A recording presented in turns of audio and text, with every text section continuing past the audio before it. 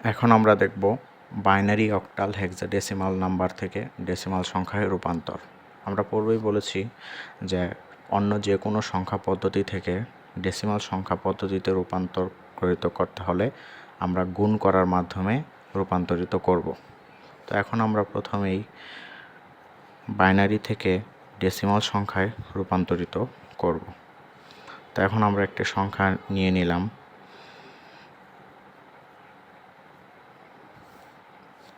এটিকে আমরা ডেসিমাল সংখ্যায় রূপান্তরিত করব।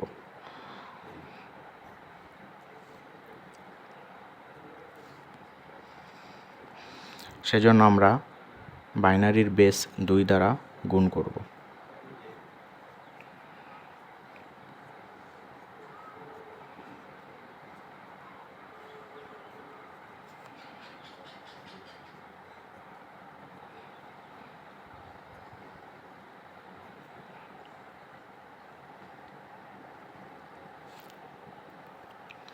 এখন আমরা এর উপর পাওয়ার বসিয়ে দেব, ডান থেকে বাম দিক থেকে। 1 2 3 4। 2 এর উপর পাওয়ার 4 থাকলে আমরা জানি সেটি 16 হয়, আর 1-এর সাথে গুণ করলে 16ই থাকবে। 2 এর উপর পাওয়ার 3 থাকলে 8, 2 দুগুণা 4, আর 2 এর উপর পাওয়ার 1 থাকলে 2, আর 0 দ্বারাতে গুণ হয় 0। তারপর 8, 16, 4, 2 এগুলো যোগ করলে আমরা পাচ্ছি 30।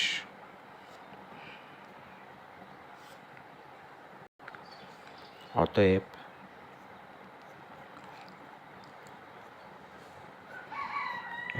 এর ডেসিমাল সংখ্যার রূপান্তরের সংখ্যাটি হচ্ছে 30।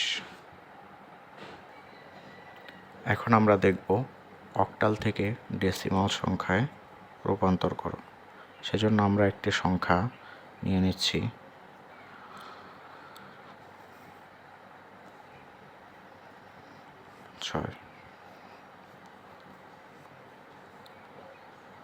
এখন আমরা এটিকে তার বেস সংখ্যা দিয়ে গুণ করব।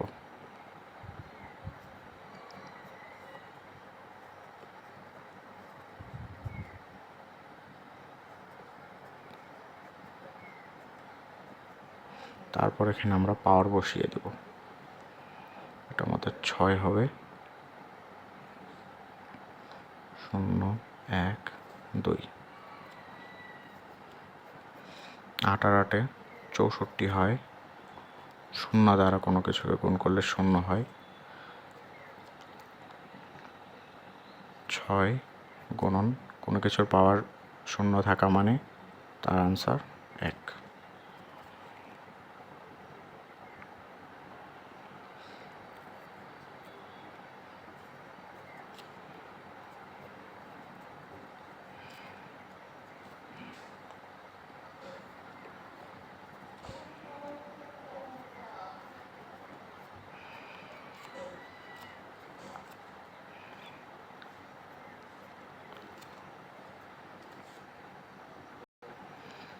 এখন আমরা দেখব হেক্সাডেসিমাল থেকে ডেসিমাল সংখ্যায় রূপান্তরিত করণ।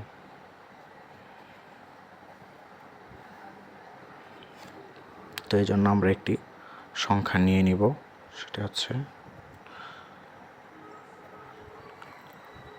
এখন আমরা এই সংখ্যাটিকে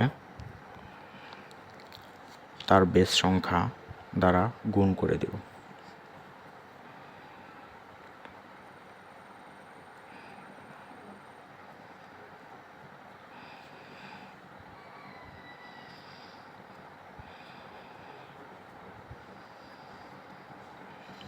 এখন আমরা এর উপর পাওয়ার বসিয়ে দেব। ডান দিক থেকে বাম দিকে পর্যায়ক্রমে 1 করে বাড়বে 0 থেকে।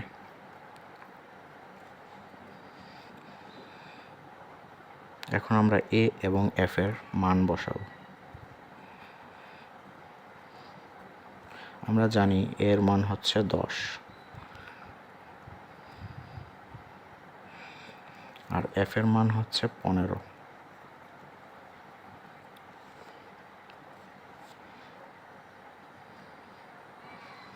16 × 16, এটা যদি আমরা করি তাহলে আমরা 256 পাবো। 16-র উপর পাওয়ার 1 থাকা মানে 16ই হবে।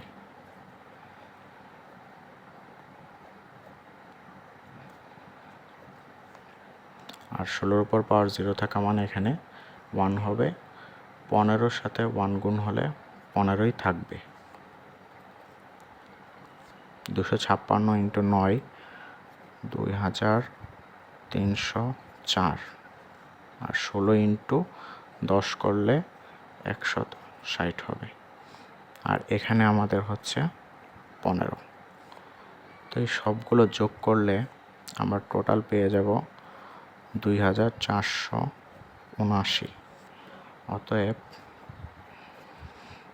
9AF এর ডেসিমাল ভ্যালু হচ্ছে 2479।